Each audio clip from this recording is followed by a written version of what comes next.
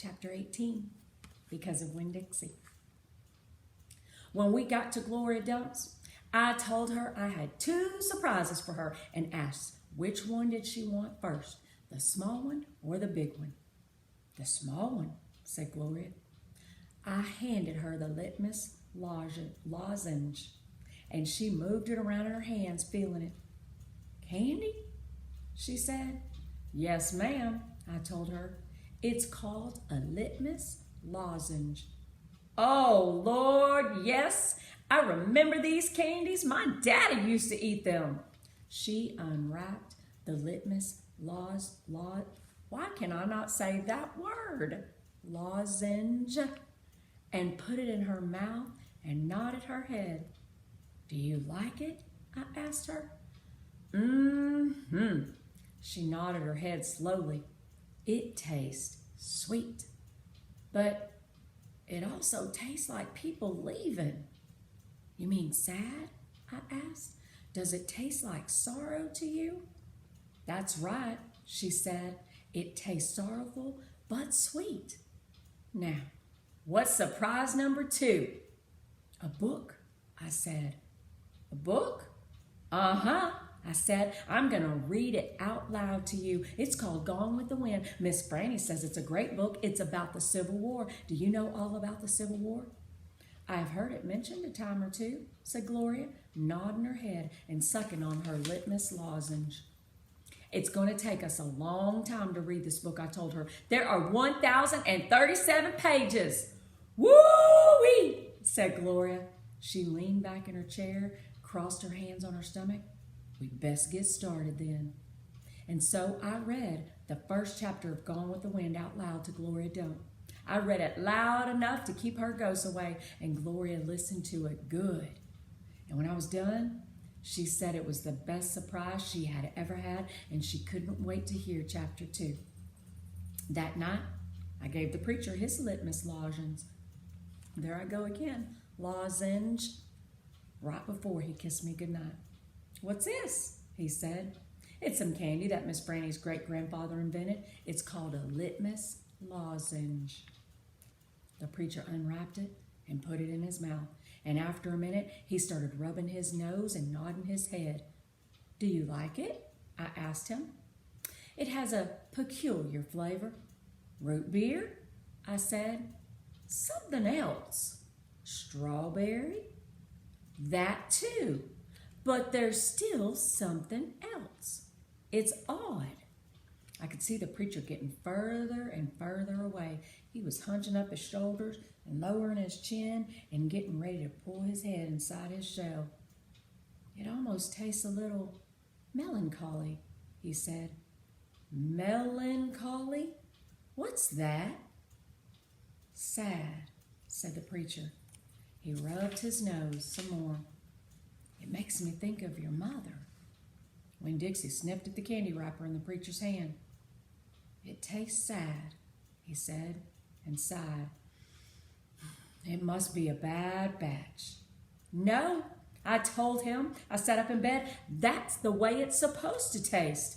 Litmus came back from the war, and his whole family was dead. His daddy died fighting, and his mama and his sisters died from a disease, and the Yankees burned his house down, and Litmus was sad, very sad, and what he wanted more than anything in the world was something sweet. So he built a candy factory and made litmus lozenges, and he put all the sad he was feeling into the candy. My goodness, said the preacher. Winn-Dixie snuffed the candy wrapper out of the preacher's hand and started chewing on it.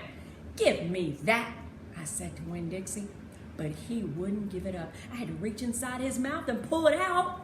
You can't eat candy wrappers, I told him. The preacher cleared his throat. I thought maybe he was going to say something important, maybe tell me another thing that he remembered about my mama. But what he said was, Opal, I had a talk with Miss Dewberry the other day. She said that Stevie says that you called him a bald-headed baby. It's true, I said. I did. But he calls Gloria Dump a witch all the time, and he calls Otis retarded. And once he even said that his mama said I shouldn't spend all my time with old ladies. That's what he said. I think you should apologize, said the preacher. Me? I said. Yes, he said. You. You tell Stevie you're sorry if you said anything that hurts his feelings. I'm sure he just wants to be your friend. I don't think so, I told him. I don't think he wants to be my friend. Some people have a strange way of going about making friends, he said. You apologize. Yes, sir, I said. And then I remembered Carson. Daddy, I said, do you know anything about Amanda Wilkinson? What kind of thing? Do you know something about her and somebody named Carson? Carson was her brother. He drowned last year. He's dead? Yes, said the preacher. His family is still suffering a great deal. How old was he? 5, said the preacher. He was only 5 years old. Daddy, I said, how could you not tell me something like that?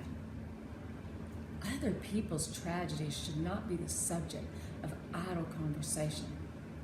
There was no reason for me to tell you. It's just that I needed to know, I said, because it helps explain Amanda. No wonder she's so pinch-faced. What's that? Said the preacher. Nothing, I said.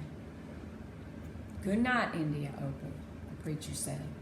He leaned over and kissed me, and I smelled the root beer and the strawberry and the sadness all mixed together on his breath. He patted Winn-Dixie on the head and got up and turned off the light and closed the door.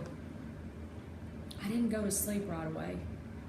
I lay there and thought how life was like a litmus lozenge, how the sweet and the sad were all mixed up together and how hard it was to separate them out. It was confusing. Daddy! I shouted. After a minute, he opened the door and raised his eyebrows at me. What was that word you said? That word that means sad? Melancholy, he said.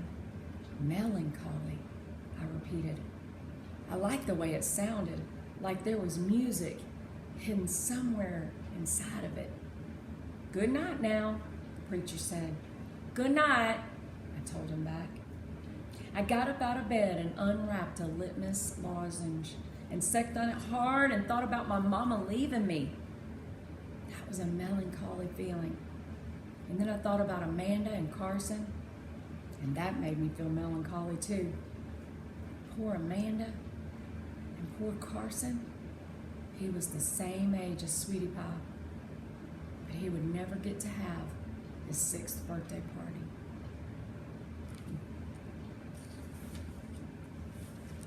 Kind of helps me understand people sometimes and maybe why they are the way they are. Life deals a lot of sadness and a lot of happiness. And sometimes it affects people different ways. I guess that's why they say if you can be anything, be kind. Because we never know. We never know what people are going through. We just see this face that people put on and makes us wonder. But if we're just kind, it can make a world of difference.